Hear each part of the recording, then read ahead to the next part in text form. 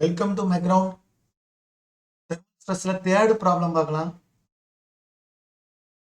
A steel tube of 35 mm outer diameter and 30 mm inner diameter encloses a gunmetal rod of 25 mm dia and is rigidly joined at each ends. Okay, ரெண்டு element இருக்கு நம்மளுக்கு. ஒன்று gunmetal rod. Okay, இது வந்து நம்மளுக்கு gunmetal rod. இதோட diameter வந்து 25 mm. அதே மாதிரி நம்மளுக்கு அவுட்டர் டியூப் இஸ் ஸ்டீல்.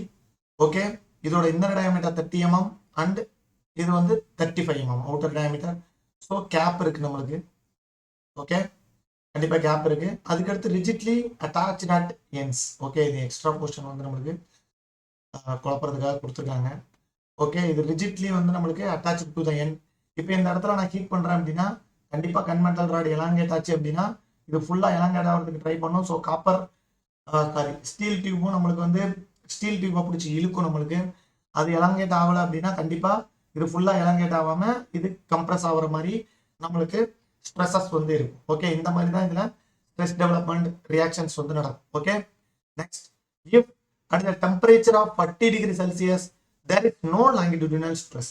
அப்போ 40 டிகிரி செல்சியஸ் வரைக்கும் எந்த சேஞ்சுமே வந்து இந்த சிஸ்டம்ஸில் வந்து இல்லை. Determine the stress developed in the rod and the tube when the temperature of the assembly is raised to 240 degree Celsius. Okay, அப்போ 40 டிகிரி செல்சியஸ் வரைக்கும் எந்த ஸ்ட்ரெஸ் டெவலப்மெண்ட்டும் இல்லை அப்படின்னா அதுக்கடுத்து நம்ம டெம்பரேச்சரை இன்க்ரீஸ் பண்ணல ஸ்ட்ரெஸ் டெவலப்மெண்ட் வந்து நம்மளுக்கு இருக்கு. ஓகே, இது இந்த இடத்துல ரொம்ப கனெக்டிங் வேர்டு வந்து ரொம்ப இம்பார்ட்டன்ட். இந்த இடத்துல 2 அப்படின்னா இது இஸ் த ஃபைனல் ஸ்டேட். அப்போ இனிஷியல் ஸ்டேட்டாக நம்ம 40 டிகிரி செல்சியஸ் எடுக்கலாம். ஏன்னா 40 டிகிரி செல்சியஸ் வரைக்கும் நம்மளுக்கு ஸ்ட்ரெஸ் டெவலப்மெண்ட் வந்து கிடையாது. ஓகே, அப்போ 40 degree Celsius initial temperature, 240 degree Celsius is the final temperature. So delta T value given பொறுத்த வரைக்கும் நம்மளுக்கு delta T value is 200 degree Celsius. ஏன்னா 240 minus 40 is the 200 degree Celsius. Okay, அதுக்கடுத்து வந்து கன்ஸ்ட்ரக்ஷன் டேட்டா வந்து சொல்லியிருக்காங்க. என்னன்னா ஸ்டீல் டியூபோட area is 5/4 outer diameter square minus inner diameter square. Okay, 5/4 35 square minus 30 square.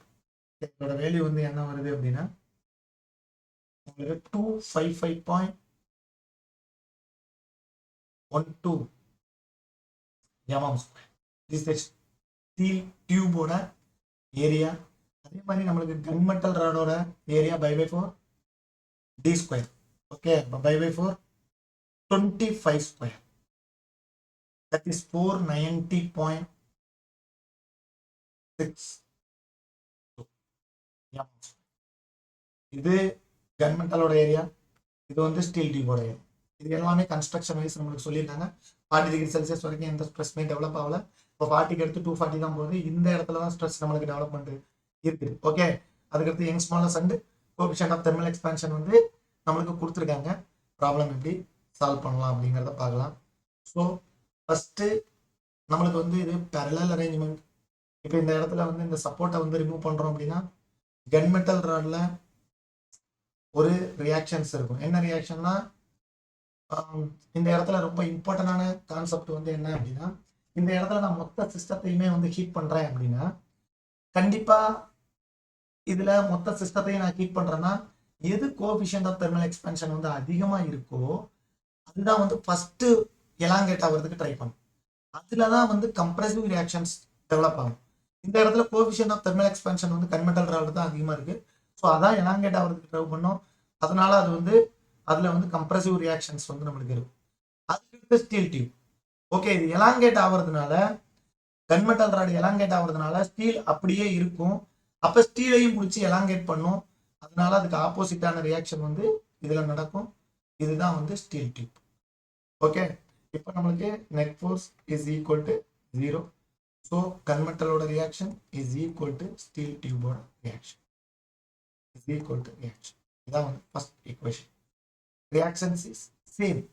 இதில் சேம் அமௌண்ட் ஆஃப் ரியாக்ஷன்ஸ் அதில் எலாங்கேஷனாக இருக்குது, அதே அமௌண்ட் வந்து இங்கே வந்து கம்ப்ரெஷனாக இருக்குது. அப்போனா தான் இது வந்து இப்படியே வெர்டிக்கலா இருக்கும். சப்போஸ் இது அதிகமா இருந்தா நம்மளுக்கு ஒரு மாதிரி இன்க்ளைண்ட் ஆக ஆரம்பிச்சிடும். ஓகே, இந்த மாதிரி பல்பு மாதிரி இப்படி இன்க்ளைண்ட் ஆகும். ஸோ இந்த மாதிரி இருக்காது நம்மளுக்கு. அதனால கண்டிப்பா இதோட ரெண்டு ரியாக்ஷனும் வந்து நம்மளுக்கு சேமா தான் இருக்கும் ஸ்டாட்டிக்கலி ஈக்குலிபிரியம் கண்டிஷன்ஸ்ல. This is the first equation. Okay, second equation is இதோட, அதாவது ஸ்டீல் ஸ்டீல் ராடு எவ்வளவு டிஃப்ளெக்ட் ஆகுது. இப்போ இது டோட்டலா தான் இங்க இருந்து இங்க டிஃப்ளெக்ட் ஆகுது. இதான் டிஃப்ளெக்ஷன் அப்படின்னா ஸ்டீல் ராடு ஸ்டீல் டியூப் எவ்வளவு டிஃப்ளெக்ட் ஆகுதோ அதே டிஃப்ளெக்ஷன் தான் கன்வெர்ட் ஆகும். Okay, strain compatibility equation is the second equation. Okay, steel rod எவ்வளவு டிஃப்ளெக்ஷன் ஆகுதோ அதே தான் வந்து கன் மெட்டல் டியூப் டிஃப்ளெக்ட் ஆகும். ஓகே, நான் ஏற்கனவே சொன்ன மாதிரி ரெண்டு டிஃப்ளெக்ஷன் தெர்மல் ஸ்ட்ரெஸ்ல இருக்கும். ஒன்று ரியாக்ஷன்னால நடக்கிற டிஃப்ளெக்ஷன், இன்னொன்று வந்து தெர்மல் இதனால நடக்கிற deflection. So thermal temperature increase தான் பண்றோம், ஸோ பாசிட்டிவ் வேல்யூ.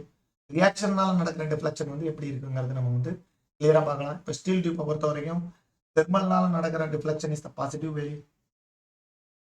அதுக்கடுத்து ஸ்டீல்ல ரியாக்ஷனும் வந்து டென்ஷன் ஃபோர்ஸ் தான் கொடுக்குது, ஸோ அதுவும் பாசிட்டிவ் தான். Reaction LS AS ES, it is the positive value. Okay, இதான் வந்து total deflection in the steel tube. Next, it is the thermal is the positive value. ஏன்னா temperature increase தான் பண்றோம், அதனால கன் மெட்டல் ராட்ல கண்டிப்பா எலாங்கேட் தான் ஆகும். ஆனா reaction is the compressive reaction. Okay, so negative value is the gunmetal rod. So reaction is common. Gunmetal rod S.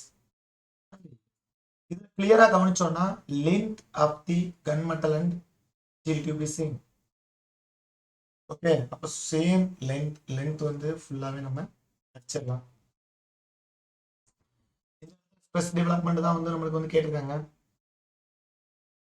Okay, அதனால நம்ம வந்து ஸ்ட்ரெஸ்ஸை டைரக்டா சப்ஸ்டிட் பண்ணாலும் சரி, இல்லை ஏரியா ரியாக்ஷன்ஸ் கண்டுபிடிச்சி சப்ஸ்டிட் பண்ணாலும் நம்மளுக்கு ஆன்சர் வந்து ஒன்னா தான் வரப்போகுது.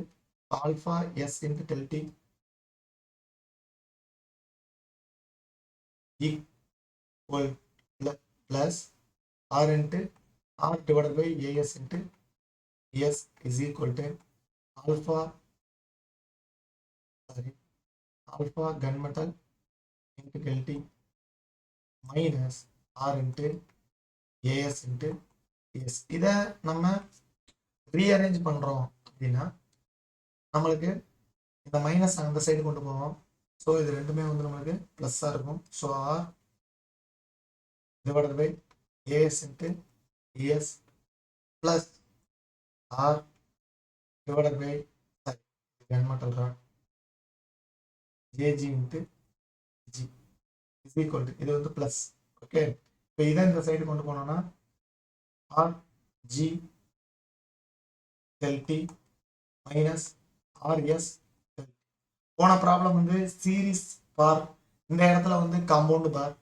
ஓகே, இப்போ காம்பவுண்ட் பாரை பொறுத்த வரைக்கும் உங்களுக்கு வந்து என்ன அப்படின்னா டிஃபரன்ஷியா தெர்மல் டிஃப்ளெக்ஷன் தான் இங்க வந்து ரியாக்ஷன்னால நடக்கிற டிஃப்ளெக்ஷன். ஓகே, இந்த மாதிரி நம்மளுக்கு வந்து வரும். இதுல காமனானது வந்து நம்மளுக்கு delta T. So alpha G minus alpha S is equal to reaction is common 1 by AS into ES plus 1 by AG into. Okay, இந்த இடத்துல டெல்டி ஓட வேல்யூ வந்து 200 into 10 power minus 6 common. Gunmetal rod 19, steel tube is 11. Okay, equal to R is common. 1 by area of the steel tube is 255.12.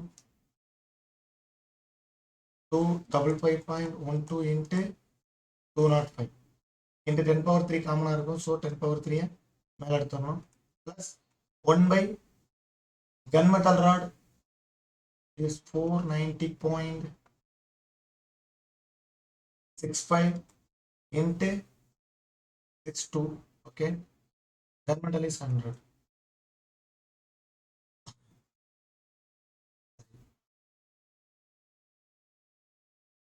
இதான் வந்து உங்களுக்கு equation. இது வந்து நம்மளுக்கு 8. ஸோ இது இங்கே போகுது அப்படின்னா டோட்டலாக இது எப்படி எழுதிக்கலாம், 200 இன்ட்டு 10 பவர் -6 இங்கே +3, so -3 into 8 okay equal to R. இதோட வேல்யூ வந்து என்ன வருது அப்படின்னா 255.12 இன்ட்டு 205. ஓகே இதோட வேல்யூ வந்து 1 பை ஆன்சர் வந்து 1.912 into 10 power -5 plus 490.62 into 100. Okay இதோட வேல்யூ வந்து 2.038 இன்ட்டு 10 பவர் -5. ஸோ இதை நம்ம டைரெக்டாக இங்கே கொண்டு போனோம் அப்படின்னா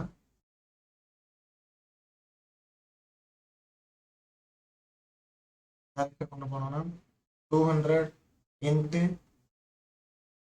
10 பவர் 3 0.2 வரும். 0.2 into 8 divided by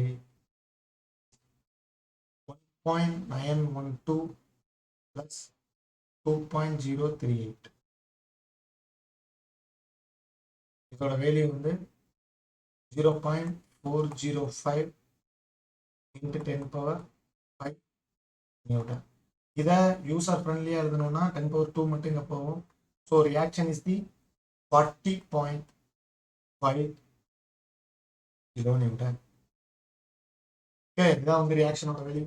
so stress developed in the steel rod and stress developed in the gunmetal, the steel tube gunmetal rod. So reaction divided by area of the steel tube, reaction divided by area of the gunmetal. Okay, reaction 40.5 into 10 power 3 divided by area is 255.12. Okay,